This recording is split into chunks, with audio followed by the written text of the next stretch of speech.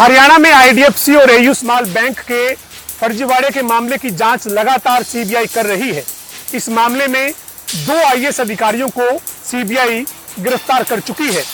R K Singh और पंकज अग्रवाल को CBI ने गिरफ्तार किया है और इसके बाद पहले कोर्ट में पेश करके उनका रिमांड लिया गया और इस फिलहाल दोनों ही आईएएस अधिकारी आरके सिंह और पंकज अग्रवाल न्यायिक हिरासत में है। इसी बीच हरियाणा सरकार ने पंकज अग्रवाल को सस्पेंड कर दिया है। पंकज अग्रवाल को सरकार ने शुक्रवार की देर रात को सस्पेंड किया है और इससे पहले आरके सिंह इस मामले में सस्पेंड किए जा चुके हैं। इसके अलावा आईएएस अधिकारी प्रदीप कुमार को भी हरियाणा सरकार इस मामले के चलते सस्पेंड कर चुकी है।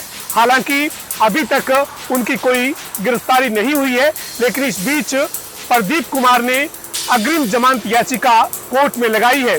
हरियाणा का जो ये बैंक घोटाला है, जो करीब 650 करोड़ से भी ज्यादा का है, ये काफी सुर्खियों में है और चर्चित घोटाला बन चुका है। इस मामले में आधा दर्जन से ज्यादा आईएएस अधिकारियों की संलिप्तता है और इसी के चलते सीबीआई लगातार एक एक कर इस पूरे मामले की पर्च खोल रही है और जैसे जैसे सीबीआई को इस मामले से जुड़े हुए तमाम तथ्य और एविडेंस मिल रहे हैं, उसके आधार पर सीबीआई गिरफ्तारियां भी कर रही है। यही वजह है कि इस मामले में पंकज अग्रवाल और आरके सिंह दोनों गिरफ्तार हो चुके हैं और फिलहाल न्यायिक हिरासत में है। इसी बीच अब इस पूरे मामले की जांच आगे बढ़ती हुई दिख रही है और इसी के चलते हरियाणा के मुख्यमंत्री नायब सिंह सैनी से कई आईएएस अधिकारियों ने मुलाकात भी की है और तमाम जो ये मामले हैं, इन मामलों पर जो ब्यूरोक्रेसी के बीच चर्चा है, उनको लेकर उस पर बातचीत उनकी मुख्यमंत्री के साथ हुई है। इस बीच मुख्यमंत्री ने साफ तौर पर यह स्पष्ट कर दिया है कि इस मामले में किसी को बख्शा नहीं जाएगा और जिनकी भ्रष्टाचार में संलिप्तता होगी उनके खिलाफ कड़ी कार्रवाई होगी। बहरहाल इस मामले में पंकज अग्रवाल, प्रदीप कुमार और आरके सिंह 3 आईएएस अधिकारी सस्पेंड हो चुके हैं।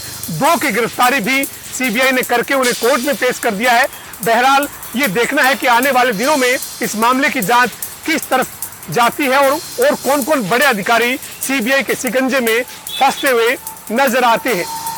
वीडियो जर्नलिस्ट विजेंद्र सिंह के साथ पवन सिंह, जनता टीवी, चंडीगढ़। जुलाना में 152D के ऊपर आज सवेरे भयानक सड़क हादसा देखने को मिल रहा है। जी हाँ, खाटू श्याम दर्शन के लिए जा रहे एक परिवार जो कि गाड़ी में सवार थे, वो जुलाना से होकर गुजर रहे थे। जुलाना में अचानक से उनकी गाड़ी के आगे कुछ आ गया, जिसे नीचे उतरकर वो जब चेक करने लगे तो पीछे से आ रहे एक ट्रक ने उन्हें टक्कर मार दी।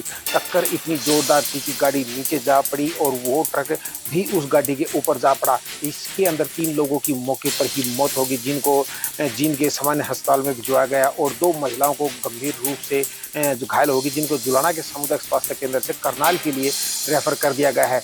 जुलाना में आज ये बहुत बड़ा दर्दनाक हादसा देखने को मिल रहा है, जहां पर 3 लोगों की मौके पर ही मौत और जो 2 महिलाएं थी वो गंभीर रूप से घायल बताई जा रही हैं। ये सवेरे घटना 7 बजे की बताई जा रही है, जो 152D के ऊपर ये घटी है। जनता टीवी के लिए जुलाना से विजेंद्र सिंह। फरीदाबाद के सेक्टर 8 थाने से चौंका देने वाला और हैरान कर देने वाला मामला सामने आया है, जहां थाने से ही लगभग 32 हथियार चोरी हो गए हैं।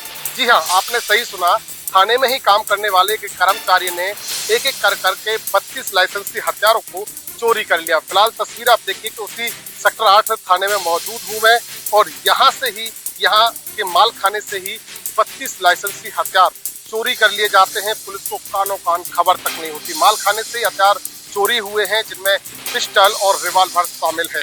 बता दें आपको कि इस पूरे मामले का खुलासा 5 जून को हुआ, जब अधिकारियों ने जो है वो माल खाने का निरीक्षण किया तो पता चला कि साहब यहाँ से तो हथियार गायब हो चुके हैं।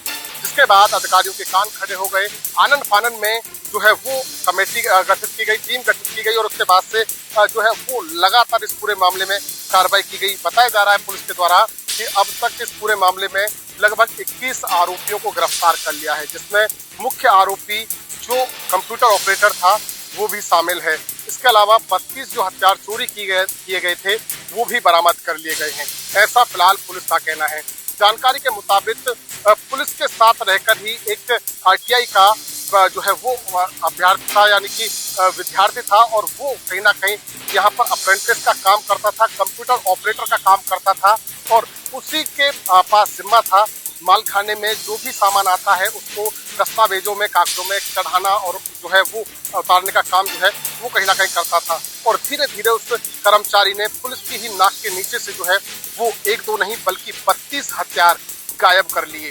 जब अधिकारियों को पता चला, फिलहाल जो है वो इस पूरे मामले में बताया जा रहा है कि 21 आरोपियों को गिरफ्तार कर लिया है। वो 21 आरोपी वो हैं जिनमें वो मुख्य आरोपी भी शामिल हैं, और इसके साथ साथ 20 वो लोग हैं जिनको हथियार बेचे गए हैं, जिनके द्वारा हथियार जो है वो आगे सप्लाई किए गए थे। फिलहाल इस खबर ने कहीं ना कहीं पुलिस प्रशासन की कार्यशैली और उनकी सुरक्षा पर बड़े सवाल खड़े कर दिए हैं।